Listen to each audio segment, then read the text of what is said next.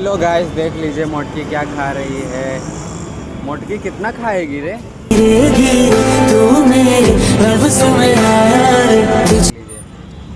कितना खाएगी? हाँ, अब बस करो, खाएगी तो इतना मोटा हो जाएगी तो क्या? फिर हम तुमको कैसे गोदी उठाएंगे? उसके लिए आप ही मोटा हो। नहीं। हाँ।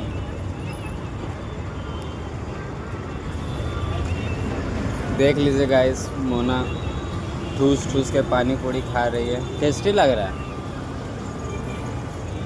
दही पूरी। हाँ सॉरी, दही पूरी है गाइस, हम भेल पूरी बोलते हैं, दही पूरी है। हमको देख बहुत लीजिए, इसमें दही मिला हुआ है। देखिए, दही मिला हुआ है, इसे टेस्टी लग रहा है।